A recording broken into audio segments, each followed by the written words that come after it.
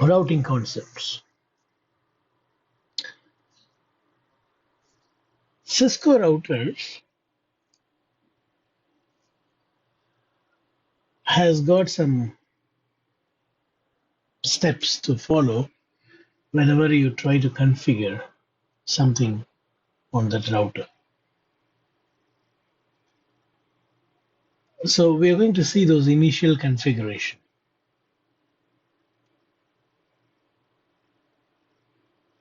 Also, we will try to ping between directly connected devices. We'll verify the reachability. And also we will discuss how a routing decision is made in a router to forward the packet to a particular destination in a small to medium sized network. We will also focus on encapsulation and decapsulation process that are used in routers in order to move the packet between interfaces. When you see the word switching, don't get into layer 2 concept. It's nothing but moving packets, switching packets, moving packets. For example, the packet enters in this port. There are many ports, but for the destination of this packet, this is the right exit. So the packet needs to switch from here to go out. It needs to switch between this interface. All right, so there is an encapsulation and decapsulation involved when the packet is received. It is decapsulated or de-encapsulated, means removal of the shell is what de-encapsulation. Encapsulation is covering with the shell. It need not to be called as de-encapsulation. You can simply call it as decapsulation. See, only when you decapsulate a packet, only when you open the capsule, you will see what is inside the capsule. Likewise, in order to know the destination of the packet, the routers need to decapsulate the packet, look into layer 3 header to know the final destination to which the packet need to be forwarded. So based on the destination, the path is determined. Now, how the path determining function is carried out is also discussed in this chapter. And also we will see the router's operation, like what are all the ways in which the router learns the route to the remote networks. Routing table entries. In routing table entries, the routes are arranged in a hierarchical design. There is a hierarchy which the routing table follows so that the packet will not take much time to get the exit interface. See, routing table is the one which will give the router the direction via which the packet needs to be sent out. That's why it is called as a routing table. In order to route the packet, the table has got the info, the path info. Now the path is statically written to the router, can also be dynamically learned by the router by using routing protocols. For some, they are directly connected. So in the routing table, you see different routes learned via different means. Some need not to be learned, they are directly connected. Some Learned because you gave static route, it has learned the route. Statically learned route. Some routes are dynamically learned using a routing protocol, by running routing protocol. So all this we are going to see in this first chapter.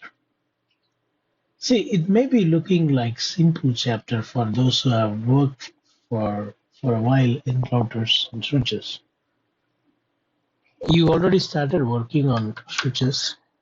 You have seen the configuration mode. You have seen the intro. You created VLANs. You did SVI.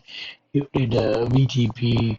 You did STP, MST, RSTP, VTP version 3, 2, 1. A lot of things you did in switches. Similar CLI, but this is on a router. So let's see what is new for us.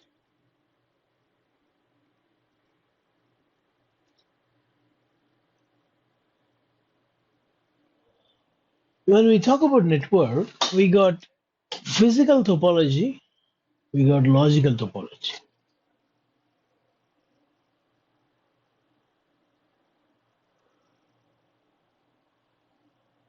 Without physical topology, there is no possibility of logical topology. But which one is preferred in today's IT application-based infra requirement? See, today everywhere application. Everything is application today. Earlier it was not like that. We need to do manually a lot of things. Today I often see an advertisement, chat GBT or CBT, whatever. What is it? Application. They say you no need to do all those programmings. You just tell what you want, in what language you want. We'll write the coding for you and we'll give you in 2 seconds. See, everything is application oriented. Everything is application. What you want to know, you just ask me, I'll give you the answer. That's what the AI says. AI tools. You don't need to know anything in this world in future. Everything the application will provide you.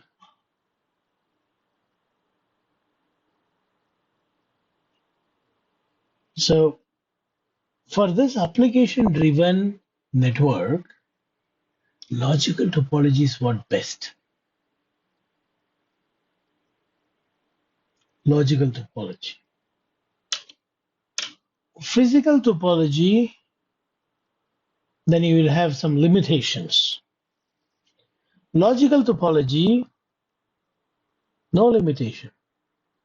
You can design your own topology because it is logical. Physical topology, there are cables, there are routers, there are switches, there are computers, there are servers. So there are some limitations on all these physical network equipments, devices, wires. There are some limitations. But when you create a logical topology on top of this physical topology, the physical topology will disappear from the application that uses the network. The applications will only see the logical.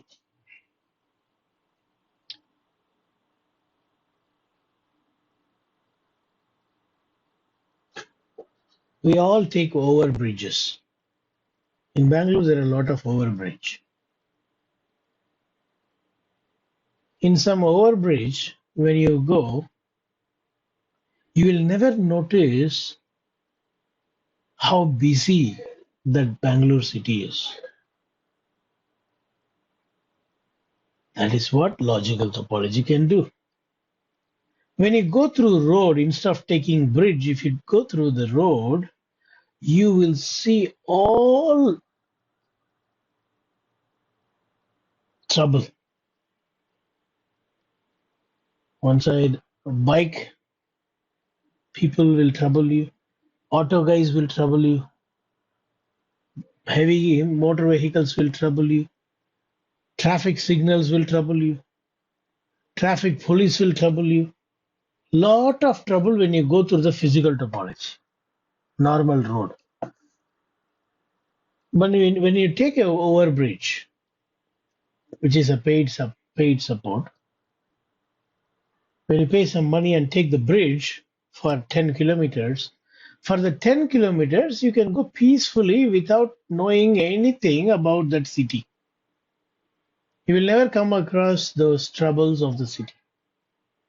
You are totally protected away from those troubles. That's the best way I can explain that logical topology. Logical topology is like an overbridge on the physical topology. Physical topology will say this router goes to this router, this router goes to this router, this router goes to this router. But logical topology will say the packet goes from this router to this router. So the application that is going to use the path will not see these many routers in the path. It will see only this router and this router. The complexity is reduced.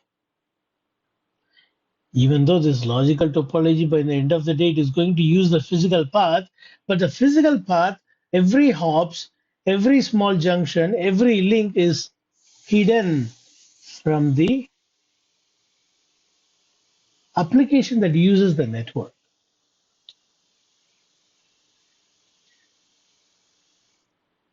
Okay, so what I was talking so far is not in this page. I'm just trying to explain how important it is to understand this logical topology and physical topology.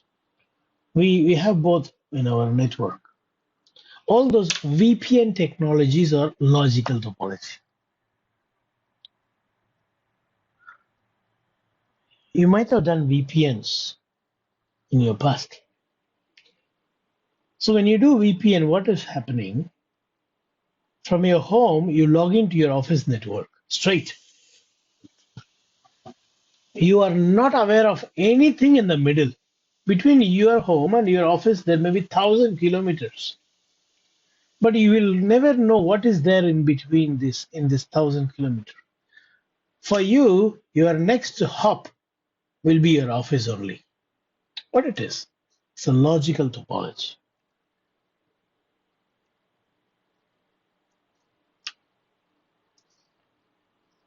Right? So VPN is an example for logical topology. Physical topology explains how many routers in the middle, how many wires there, what are all the devices there, all this thing. Logical topology will not talk about those things. From where to where the packet is going and what is the path taken, right? And how they are connected and so on. We know about the data. Data is measured in the form of bits and bytes. And the speed is calculated based on how many bits per second sent over the medium. Not all media will work in the same speed. For example, there is a cable called fast Ethernet. We write F, like F0/1. This all will run only maximum of 100 meg per second, you see? Per second, bits per second. This is megabits per second. 100 megabits per second, that's the speed of fast Ethernet. And for the gig Ethernet, it is 1000 megabits per second. For simple Ethernet, it is only 10 megabits per second. See, this is what speed. This is how the speed is measured. How many bits per second. Now, when you take a network, we got various types of traffic. Right now, I'm talking to you. They are called as the UDP traffics. All this video conferencing and this IP telephony. All these are time sensitive traffics. They use UDP.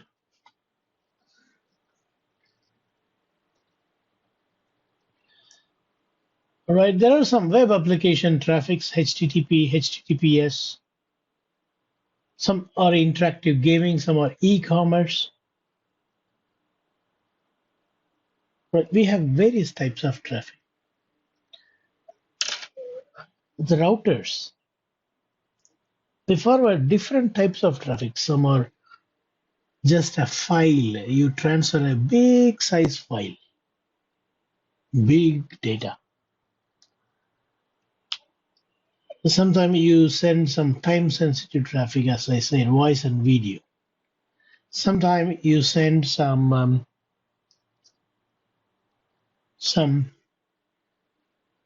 e-commerce. We transfer some money from one account to another account, or we buy some products online. There are some management traffics, like you ping some destination, you trace route. Sometimes you run telnet, SSH. They're all management traffics. So we got various types of traffic, and these traffic uses physical as well as logical topology. Physical topology describes about every single wire and devices involved. Logical topology explains only end to end. What is the path taken? What is the beginning device? What's the end device? And speed is measured in megabits per second. Now, cost is like you need to buy wires, devices. Security, you can protect your data. You can protect your network devices in a room, locking it by putting some security cameras. More than that, you can protect by giving the usernames and passwords for the devices. We'll talk about the securities later. Not only the device need to be protected, even the data needs protection.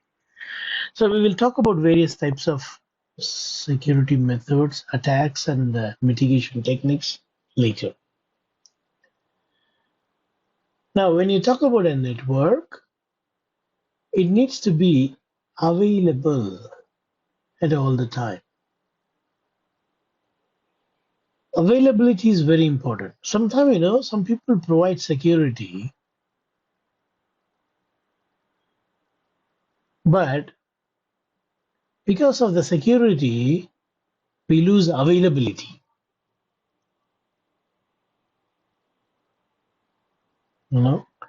Very important. You need to protect your network, but at the same time, you cannot deny service. It needs to be available for the legitimate users. If I'm a legitimate user, the security should not block me or make me wait.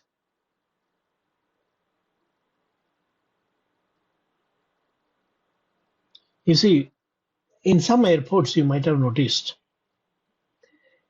in the name of security, they will make you wait for a long time. They will ask you to remove the shoe, belt,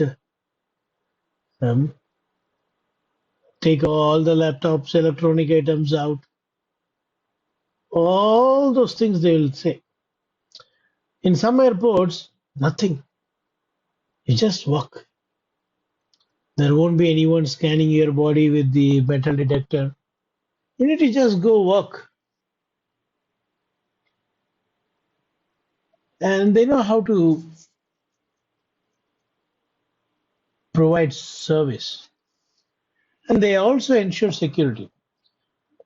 It doesn't mean that Amsterdam airport don't have security. They do have security, but they don't torture like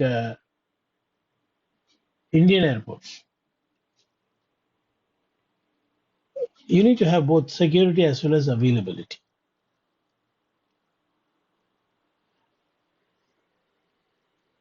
Availability is important. At the same time, no breach, no security breach.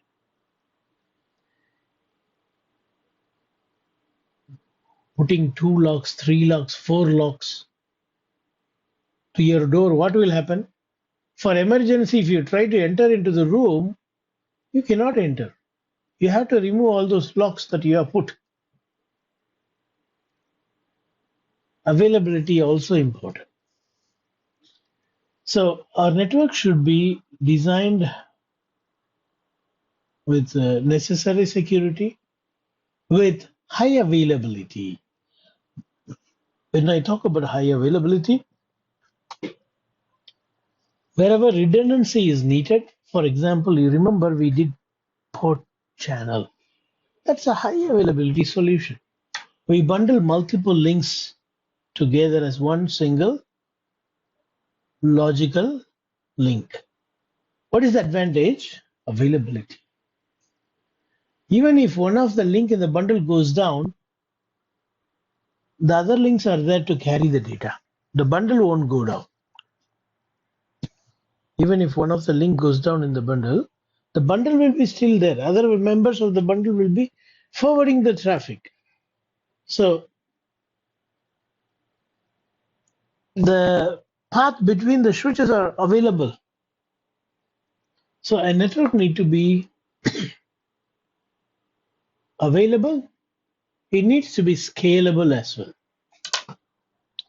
Scalability is also very important. See, the design matters. When we don't build our building with proper engineer, a knowledgeable engineer, you may have a building, but when you try to enlarge your building in future, you will not be able to. That is what scalability. Scalability means when I want to enlarge, it should support that. If it says no, cannot be enlarged anymore, then there is no scalability. Whenever you want to increase, it should support, the network should support.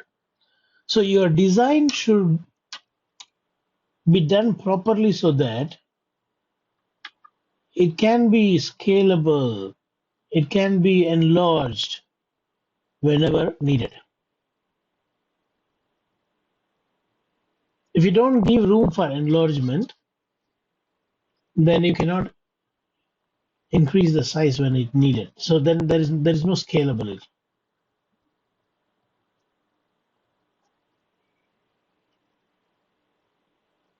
For example, if you take a school, in schools we have many sections. That's a very good solution for scalability. If no sections, then all 100 students will be in same class. 100 student, managing 100 student by a teacher is very difficult. And now if you try adding more 20 student, the teacher will leave the job. No scalability. See, you can have 200 children also, but put them in different sections in small groups. Then the school can accommodate even 2,000 students in a class because you are ready to divide them into multiple sections. That is what scalability is. Scalability means the networks, the network devices, the network topology should be designed in the, what is topology means? Design. The network design should be in such a way that it can be extended whenever needed. It should accommodate the upcoming requirements. Today I may have 50 employees when I design the network. Today everything is very nice. After 6 months, when I hire 10 more people, if I need to redesign my network, then it is not good scalable design.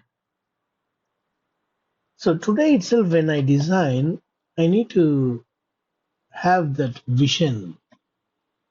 I need to foresee the future and design a scalable design. Design my network in an easily scalable way, extendable way. So when I add new employees, I no need to go and restart the design, restructure the design. Without any alteration, I should be able to accommodate new users. That is how your network need to be scalable. And then reliable. Even if one link goes down, I should have another link. Even if one router goes down, the the the the flow of traffic should not be interrupted. It should be flowing as usual, even if one router goes down. Which means I need to have multiple paths, multiple routers, standby paths. Right? Any failure should not bring the network down. Such networks are reliable networks. Right? Now, why routing? We started today routing. Why we need routing? Because we have various networks. See, home office is in one network, branch office is another network, central office is another network, and they're all in different site, maybe 10 kilometers away from each. To connect them, you have an internet connection in the middle, Etisalat, Orido, MTN Global, Orange, Airtel, someone like that. You have in the cloud, you have an ISP. So you connect through the cloud to your remote office. So someone should direct the packet from the home office to the branch office. That is what we call it as routing. That someone who directs the packet. If I need to go from A to B, someone should take the packet and send this way and forward it this way down here. That's what called as routing. To do routing, we need routers because routers are the one which can connect multiple networks. I told you this is one network, this is another network, this is another network, and there are many networks in the cloud. And to help communicate from home office to the branch office, the routers need to know the route. Yeah, routers maintain the best routes for destinations. So when the packet is forwarded to the router, looking into the routing table, they know the path to forward the traffic. At last, the traffic reaches the destination. So routers are responsible for routing the traffic from one network to another. Every router maintains a table called routing table, which has got the best route to reach the destination. The best route which shows the path to reach each destination. So routers only can route packet between networks. We did this one in the inter-VLAN routing chapter. Inter-VLAN routing is from 10 network to 20 network. We were not able to do with the switch. So when we upgraded to a multi-layer switch and when we enabled routing, IP routing, then we saw the routing table coming up and we were able to reach.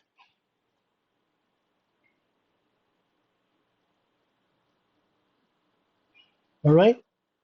So don't think router is a magic device. Router is also same like your computer, your laptop.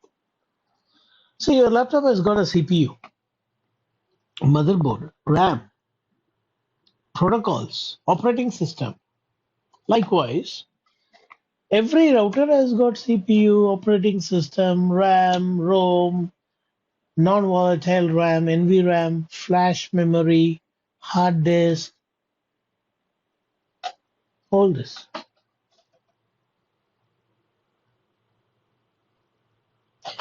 The Cisco router's operating system is called as iOS. Internet Work Operating System.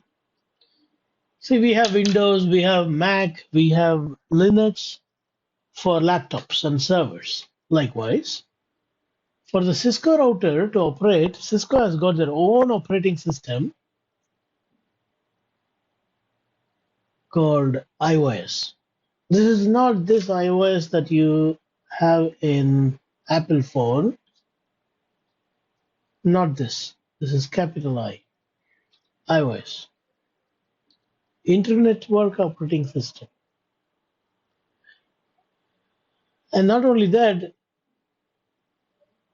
they also got a RAM, a volatile memory, ROM, a non-volatile memory, NVRAM, non-volatile RAM. In RAM itself, you have a non-volatile. Means unless you erase it, it won't get erased. But this RAM will get erased when the power is off.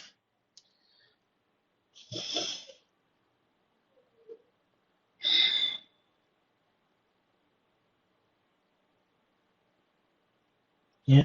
So router has got a lot of ports, means network cards where we connect our device. Likewise, we have a lot of things in the router.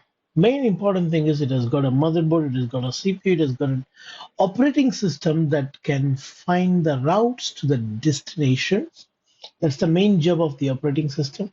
This is not an operating system to run YouTube. Are we going to run YouTube in a router? No. Routers are to route the packet, as we saw in the previous slide.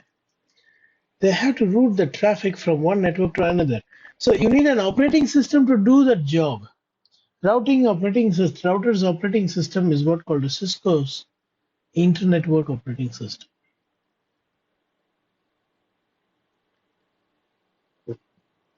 And you see, same like router, same like computers. We have RAM, we have ROM, flash memory. See, the operating systems are not kept in HDD.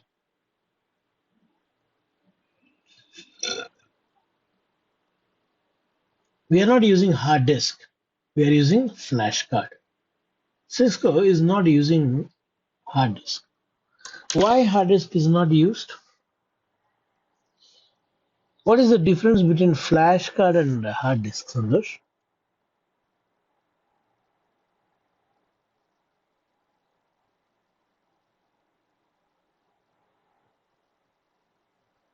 No, that is RAM. RAM is temporary memory. See, flash is like a chip. like a chip flash card, and they are a very highly reliable storage device. Hard disk is old technology. Hard disk is not reliable. It's unreliable one. Why? Because it has got disk always spinning. There is a motor in it to spin it. There is a belt in it. There are magnetic coatings in it. Hard disk is not a good idea. Hard disk is an old technology. Cisco never used hard disk right from the beginning. They use only flash card. Flash card is a chip. When you store operating system in the flash card, it will support you for a long time. The operating system will not get corrupted. But when you use a hard disk, when hard disk gets corrupted, your routers cannot work. After spending big amount of money, if customer face the problem, then Cisco will lose its reputation. So what Cisco did is, right from the beginning, they put their operating system in a flash card instead of a hard disk. See, two advantages of having flash card I can say now. There may be many advantages. One is lightweight. It's just a card. In your laptop, you can have, I'm talking about your laptop, you can have a hard disk or you can have SSD, storage disk drive, SDD. Hard disk is heavy, so your laptop also goes more weight. If you replace hard disk with the flash card, your laptop is reduced in weight, easy to carry. Not only that, it is reliable. For a long time, your operating system can be retrieved. You can put data and take your data from a flash card for many years. But hard disk, you cannot guarantee for many years. You can buy any one of this for your laptop. You see the size. This is 3.5-inch laptop hard disk. This is only 2.5. You got a cable, sorry, you got a cache memory, you got a controller, you got some flash memories, you got some chips. Whereas here you got a motor, you got a handle, it needs to spin, spindle is there. Look, this is vulnerable.